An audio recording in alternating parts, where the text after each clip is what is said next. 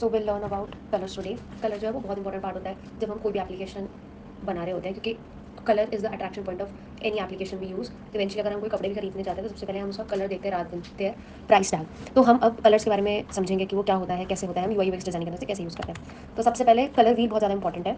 Colour wheel के अंदर these are the primary colours which are used and it is divided into 3 parts. Primary colours वो रहते हैं जो कि किसी को मिलके नहीं बन सकते, जैसे कि red, yellow, blue. Secondary colours होते हैं जो इन दोनों कलर्स को मिलके बनता है। फॉर एग्जांपल रेड और येलो को मिलके बना येलो ऑरेंज, इन दोनों कलर को मिलके बना पर्पल, इन दोनों को ग्रीन। तो ये हो गए हमारे सेकेंडरी कलर्स। अब हमारे टर्शरी कलर्स होते हैं, जैसे कि हमारा ऑरेंज है और रेड है। जैसे हम यहाँ देखते हैं ऑरेंज और रेड है तो ऑरेंज रेड इसने कलर बनाया।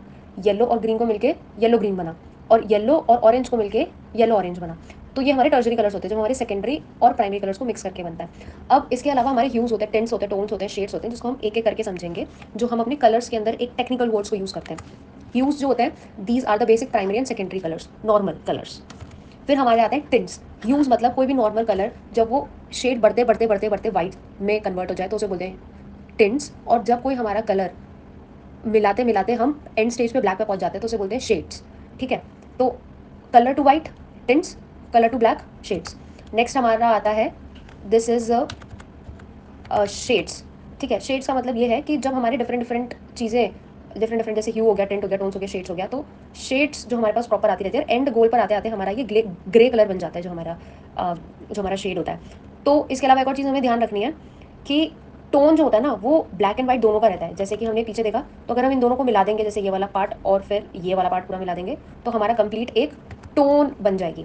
नेक्स्ट हम चीज़ पर आते हैं, जब हमारी कोई भी एप्लीकेशन बनी होती है ना, तो उसको हम 3 पार्ट्स में डिवाइड करते हैं, क्योंकि अभी हमने कलर्स के बारे में पढ़ा। अब उसको हम जब रिप्रेजेंट करके देखेंगे तो वो कुछ इस प्रकार से रहेगा कि हम 60% एक डोमिनेंट कलर यूज़ करते हैं, जो इवेंचुअली ज़्यादातर हम व्हाइट यूज़ करते हैं, क्योंकि white colour is not distracting.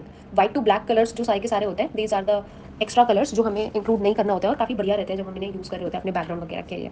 Complementary colours ऐसे जहाँ पर हमें थोड़ा सा अटेंशन लेकर आना होता है लोगों का कि अच्छा हाँ ये कुछ इंपॉर्टेंट सा कुछ है चीज़। और 10% एक्सेंट कलर्स होते हैं। नॉर्मली एक्सेंट कलर्स होते हैं ना वो हमारे एक्शनेबल चीज़ों पे लगे होते हैं, जैसे कि अब हमारी वीडियो पे होगी तो एक्शनेबल है, स्टडी हमारा एक्शनेबल क्योंकि हम कौन किस चीज़ पर है, अभी तो लर्निंग प्लान के ऊपर है। प्लस एक और चीज़ हमें यूआई पे देखने की चीज़ है, जो हमारा सेंटर कलर होगा जिसको हमने सेलेक्ट रखा है, दैट विल बी ब्लैक और ब्लू, क्योंकि यहाँ पर ब्लू शेड है। और बाकी तो जो कलर्स हैं उसका साइज छोटा भी रहेगा और वो ग्रे फॉर्मेट में भी दिखेगा।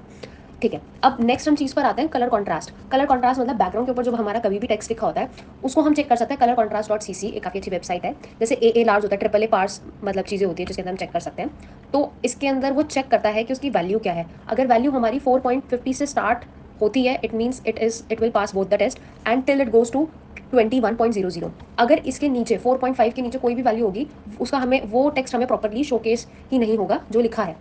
नेक्स्ट अब हम कलर्स जो है, फॉर एग्जांपल ये हमारी एक स्क्रीन है, सेम डिज़ाइन है, बट अब हमने इसके अंदर 4 तरीके से हमने कलर यूज़ कर सकते हैं, कलर यूज़ कर रखे हैं। सबसे पहला हमारा है मोनोक्रोम।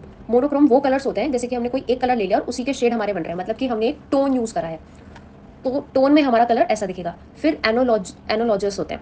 एनोलॉजस कलर्स होते हैं मतलब जो एक छोड़कर एक होते हैं। बोले तो जैसे कि हमारा ऑरेंज कलर हो गया, रेड कलर हो गया, रेड हो गया और वायलेट हो गया, ब्लू और वायलेट हो गया, ग्रीन येलो ग्रीन और ब्लू ग्रीन हो गया, या ऑरेंज और येलो हो गया। तो ये हमारे कलर्स जो होते हैं वो हमारे एनालॉजस कलर्स होते हैं। और एनालॉजस जो कलर्स होते हैं ना, they are normally based upon monochromatic colour का ही जो एक एक छोड़ के, क्योंकि इसके अंदर तो हमारे कलर्स आ गए, वैसे तो हमारे शेड्स आते हैं, तो शेड्स के हिसाब से वर्किंग होती है इसकी। उसके बाद कॉम्प्लीमेंट्री कलर्स होते हैं, वो 90 डिग्री एंगल पे एक दूसरे को कॉम्प्लीमेंट करते हैं। देन ट्राइडिक कलर्स, जैसे हमारा हमने टर्जरी कलर्स देखे थे, जैसे वो जिस स्पेसिंग में इंक्लूडेड होते हैं, तो 60-60-60 के एंगल पे व्हील के हिसाब से वो डिस्ट्रीब्यूटेड होता है। सबसे ज़्यादा अच्छा कलर हमें अगर एक ईजी फ्लो लेकर आना है तो हम ये वाला कलर यूज़ करते हैं, एनोलॉजस। कॉम्प्लीमेंट्री कलर्स जो है, हम कभी हमें किसी एक चीज़ को हाईलाइट करना, फॉर एग्जांपल अगर यहाँ पर ये बटन थोड़ा एक्शनेबल होता तो यहाँ पर हम कॉम्प्लीमेंट्री कलर्स यूज़ करते तो काफ़ी एक अच्छा इफेक्ट आता है यहाँ पे। अब नेक्स्ट हमें चीज़ पढ़ेंगे, जैसे कि अब हमको लेवल क्रिएट करना है तो हम विजिट के अंदर जाके एक कलर लेवल जनरेट करेंगे। तब जैसे हमने हमारा ये वाला कलर है, इसको जनरेट करने के बाद ये हमारा पूरा एक पैलेट प्रिपेयर हो जाएगा जो लाइट टू डार्क जाएगा हमारा, और इसके नेक्स्ट वाला जो फिर वो एकदम डार्क ब्लैक हो जाएगा पूरा 000। तो ये हमारे प्रॉपर शेड्स हैं। अब इसके अंदर लोड हम स्टाइल कर सकते हैं, हैश लगाना जरूरी है, और उसके बाद हम करेंगे इसे सेव स्टाइल। जैसे हम सेव स्टाइल करेंगे तो ये कुछ इस प्रकार से लोकल स्टाइल्स हमारे क्रिएट हो जाएंगे और इनको फिर हम यूज़ कर सकते हैं। It is kind of a variable और variant we can use in R style system. Next ये आता है कि अब जैसे जो हमारे कलर्स हैं उनका प्रिंसिपल क्या है, उसको हम यूज़ क्यों करते हैं। तो ये जो भी अब सारा हम कंटेंट पढ़ेंगे, it is a part of our Google design system M3। तो सबसे पहला प्रिंसिपल है हिरार्किकल, मतलब कि जहाँ पर हमारा एलिमेंट्स के अंदर कलर इंट्रैक्टिविटी है वहाँ पर हम कलर्स यूज़ करेंगे। जैसे हमने पीछे भी देखा था, जैसे हमने ग्रीन कलर यूज़ करा था यहाँ पर, तो ये इंट्रैक्टिविटी के लिए हम हायरार्किकल इसके लिए यूज़ करते हैं। उसके बाद नेक्स्ट आता है हमारा लिजिबल, मतलब कि जैसे यहाँ पर हमने एक बैकग्राउंड कलर ले रखा है और उसके ऊपर हमने टेक्स्ट डाल रखा है या आइकन डाल रखा है तो अच्छे से विजिबल हो। तीसरा, जब हम कोई ब्रांड कलर को इंपॉर्टेंट टास्क के अंदर यूज़ करते हैं, ये सेम ही चीज़ है, बस उसको लिखने का रिप्रेजेंटेशन अलग है कि उसे एक्सप्रेस करा कि इस कि ये ग्रीन कलर देखते ही हमें जैसे स्टारबक्स और व्हाट्सएप याद आता है, ऐसे ही वो कलर का रिप्रेजेंटेशन ऐसा हो, इतना एक्सप्रेसिव हो, हर एक एलिमेंट्स में एक्सप्रेसिव हो कि उसको देख के ध्यान आए कि ये कलर इस एप्लीकेशन का है। तो दीज आर 3 प्रिंसिपल्स। नेक्स्ट अगर हम बात करेंगे तो बेसलाइन कलर थीम, मतलब अगर हम किसी कोई भी अगर ऐप की बात करें, कोई भी यूआई डिज़ाइन की बात करें, तो हमारे कलर की बेसलाइन होती है जिसके अंदर प्राइमरी कलर होते हैं, सेकेंडरी कलर होता है, इसका वेरिएंट होता है जो हमने भी बना के देखा है प्रॉपर। फिर हमारे सेकेंडरी के भी वेरिएंट होता है, बैकग्राउंड का कलर होता है, सरफेस का होता है, एरर का होता है, सक्सेस का होता है, एक हम पूरा कैटेगरी क्वेश्चन का भी हो सकता है। और प्लस ये हमारा पूरा का पूरा टेक्स्ट के लिए आ जाता है। ऑन प्राइमरी के ऊपर जो हमारा टेक्स्ट होगा ऑन प्राइमरी हो जाएगा, सेकेंडरी के ऊपर जो होगा वो ऑन सेकेंडरी हो जाएगा, बैकग्राउंड के ऊपर जो है, सरफेस के ऊपर जो है और एरर के ऊपर है जो हमारा टेक्स्ट है, उसके लिए हम ये चीज़ यूज़ करते हैं। ऑन का सिंपल मतलब यही होता है कि जब हमने कोई भी टेक्स्ट लिखा है किसी भी बैकग्राउंड के ऊपर, अगर हम बात करें प्राइमरी कलर की, तो इसमें हमने ये प्राइमरी कलर ले लिया, इस प्राइमरी कलर के अंदर हमने ये दो इसके वेरिएंट ले लिए, ये दोनों। अब ये दोनों वेरिएंट लेने के बाद हमने क्या करा है, मेन सबसे पहले जो प्राइमरी कलर यूज़ होता है वो हमारा इस वाले, इसको जो हम ऊपर टॉप पर हम इसे कह सकते हैं, जो हम टॉप में यूज़ करते हैं उसको हम प्राइमरी कलर कहते हैं। ऊपर हम नीचे शेड्स यूज़ कर सकते हैं, इवेंचुअली अगर हम इसे सेम रखेंगे तो एक ज़्यादा अच्छा इफेक्ट आएगा। प्लस यहाँ पर भी हम यही सेम कलर यूज़ कर सकते हैं क्योंकि इवेंचुअली एवरीथिंग इज ब्लैक।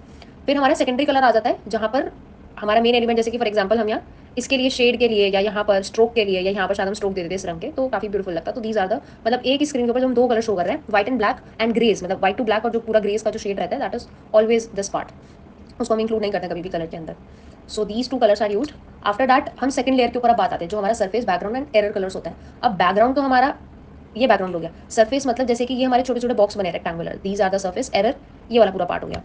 अब यही सेम चीज़ हमने लिख रखी है, ऑन कलर क्या होता है हमने टेक्स्ट के बारे में पता लग गया, तो बैकग्राउंड के ऊपर जो कलर लिखा है वो ऑन बैकग्राउंड हो गया, जो हमारा प्राइमरी कलर के ऊपर हमने यूज़ करा है तो वो ऑन प्राइमरी हो गया। सेकेंडरी के ऊपर सरफेस ये हो गया हमारा प्रॉपर, तो सरफेस के ऊपर हमने कौन सा कलर यूज़ करा है। अब ऑन सरफेस के ऊपर भी हम दो कलर भी यूज़ कर सकते हैं। अब जैसे कि यहाँ तो हमारा ब्लैक है, पर अगर हमें इसे कलर के फॉर्मेट में रिप्रेजेंट करना है तो हम यहाँ दो कलर लिखेंगे। प्लस अगर हमारा कोई बैकग्राउंड है और उसके ऊपर व्हाइट कलर दिख रहा है अच्छे से तो हम उसे बोलते हैं व्हाइट चेक मार्क, और अगर वो कलर हमारा बैकग्राउंड है और वो ब्लैक पे दिख रहा है तो हम उसे बोलते हैं ब्लैक चेक मार्क। नेक्स्ट हमारा आता है अल्टरनेटिव कलर्स। अब हमारा एक थीम तो बन गया पर उस थीम के अलावा भी हम काफ़ी बार काफ़ी डिफरेंट कलर्स का इस्तेमाल करते हैं। फॉर एग्जाम्पल जब हमारी ब्लैक थीम और डार्क थीम और लाइट थीम होती है तो यहाँ पर हमारे कलर्स डिफरेंट हो गए। यहाँ देखो यहाँ ग्रे है, यहाँ पर ग्रे का शेड अलग है, यहाँ जहाँ ब्लैक है वहाँ व्हाइट हो गया, जहाँ व्हाइट है वहाँ ब्लैक हो गया, पर ये वाला ब्लैक एग्जैक्ट यूज़ नहीं करा है, डिफरेंट यूज़ करा है। अब हमें कैटेगरीज भी काफ़ी बार शो करनी होती है, उसके लिए हम डिफरेंट डिफरेंट चीज़ें दिखा सकते हैं। जैसे कि अगर एक एप्लीकेशन के अंदर जैसे सुपर ऐप्स होती हैं हमारे जिसके अंदर हॉस्पिटल भी आ गया, या गूगल का ही अगर हम एग्जांपल लें तो उसके चार कलर है हमारे, blue, green, red and yellow. तो हर कलर अलग अलग तरीके से दिखाया जाएगा जहाँ पर जिस कलर की ज़्यादा रिक्वायरमेंट होगी।